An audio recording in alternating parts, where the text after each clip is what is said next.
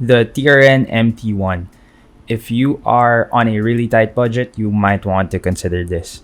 Timestamps will be down in the description. As always, I will be covering the usual sound quality, gaming performance, genres that sound good or bad on the MT1, and possible upgrades and downgrades. So first off, drivability. You can run this off anything.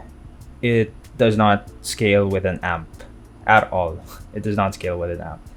Sound signature and timbre. The timbre sounds a bit unnatural to me due to the highs being elevated and the upper mids being a little shouty, just a little. This is a V-shaped IEM with the highs being more elevated than the bass. Take note that this is just a little shoutiness and just a little unnatural to the timbre, so it's not really a big deal, especially for this price. Bass is fast for the price. Sub bass is there with above average rumble. Mid bass punch is also there, but it's not as energetic and as boomy. The bass is still very textured for the price due to the not so elevated bass, but it doesn't result into bass bleed into the mids. The bass is also more sub bass focused than mid bass focused. Well, this IEM, I wouldn't, if you're a bass head, I wouldn't really recommend these, but it's okay. It's not, you won't be satisfied if you're a bass head, but the bass is still very accurate and it's still there. The bass is definitely not recessed. For the mids are presented forward in the mix with excellent clarity for the price. The timbre of this IEM really affects the vocals though. The vocals sound very clear, but the tuning results to the vocals sounding a bit unnatural and sometimes shouty, especially in the upper mids.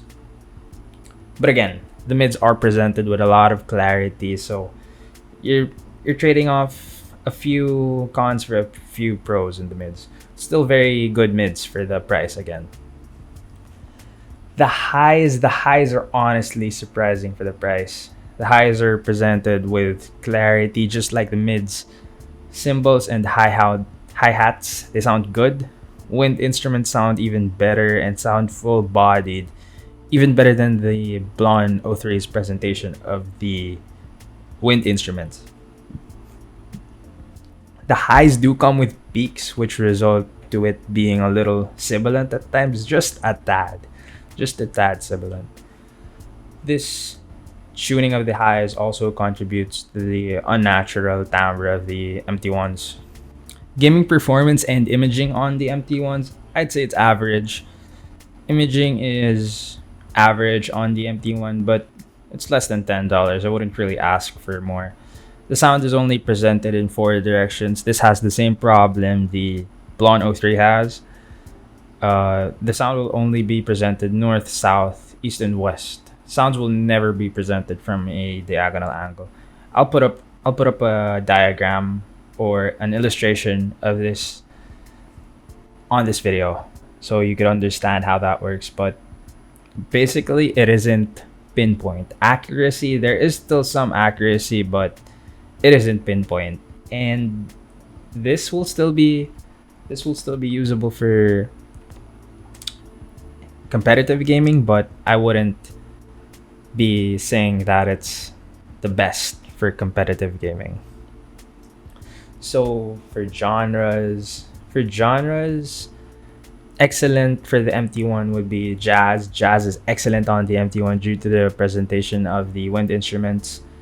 Pop, hip hop, most electronic genres are also great sounding on the MT1s. The tuning of the MT1 makes it well suited for most of the fun genres because it's V-shaped. The extension and clarity in the highs is well appreciated by the wind instruments in jazz and probably the snare drum hits in electronic music. Average, I guess rock would be average. Any type of metal, metalcore, heavy metal, and acoustic. The MT1 just presents it with it presents it as a mess when it comes to rock or metal, which is quite understandable anyway, since those genres are very busy tracks. For acoustic is a different problem. The unnatural timbre of the MT1 is very noticeable in acoustic music, where every instrument and vocals should sound the most natural. The presentation just doesn't sound natural in the MT1 when it comes to electronic music. So for upgrades around twice the price, I would say it's these. It's the blondes. If you like how the MT1 sounds by now, but you don't like the cons that it comes with, like the occasional sibilants and the shouty mids, the blonde BL03 is the choice to make. The blonde has a lot better timbre. That the bass is more energetic and a lot tighter. A little less clarity in the mids, but better presentation overall, which has no shoutiness. Highs offer decent clarity and extension without sibilance. Just a better IEM overall with one of the best price to performance ratios.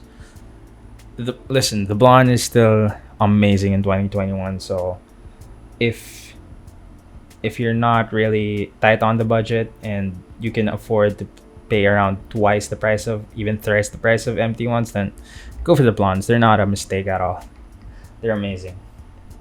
So for downgrades, I wouldn't really recommend a downgrade for the MT1s, but if you want to, there is the AK6, which costs like $2 in my country at least. The AK6 costs $2 in my country, and it has just, I can't really explain what it is, but it's really just a lot of bass and recessed mids. And pretty much, I don't, just go for the side grades. This is the QKZ VK4. Let me get a better angle. Let me get a better angle for you to view. Okay, so this is the VK4. Compared to the MT1, the VK4, first of all, it has better gaming performance. So if you really need that pinpoint accuracy, the VK4 for around the same price, just a little more expensive, like $2 more expensive than the TRN. The VK4 has excellent gaming performance, almost pinpoint accuracy. Bass is a lot more prominent in the mix. It's a lot more boomy, has a lot more sub bass, has a lot more mid bass punch. The VK4 though, in the mids and highs, it will be recessed and it will not have as much clarity as the MT1 provides. So if that is important to you, do not get the VK4s. But for a game, if you like gaming performance, if you like lots of bass, I would recommend the VK4s more than the MT1s. But the problem with this is QC issues. So you might, if you're unlucky, you might have to buy two of these, and when you find out that the ones that came to you are not well tuned, they sound bad, you might have to buy another one. So it's basically a lottery when you buy one of these. So I would still recommend the MT1 over these, unless you like the gamble. So there. So for box contents of the MT1 just comes with 3 tips, small, medium, large. It comes with these tips that are on the IEMs right now. The preformed ear hooks, they don't fit well, but again, this is less than $10, doesn't really matter. The cable is okay. It almost has the same cable as the blonde, so it's pretty good for the price still. So that's all for the box contents. The box didn't really contain much. For my rating and conclusion, I definitely would recommend these if you need an IEM that's below $10, because this is $6 in my country. So it's an easy buy, easy thing to recommend to people who are beginners in the IEM scene or they have a tight budget. For my pros though with the MT1, the sound is energetic, especially in the highs. Vocals and highs have great clarity for the price. The clarity is excellent for the price. The wind instruments are full bodied, which is something you will not get a lot when it comes to IEMs at this price point. So the pros on this IEM is amazing. For cons, I guess I could say a con is the sometimes shouty upper mids and sometimes sibilant highs. Separation of instruments is subpar, and this gets muddy in those busy tracks.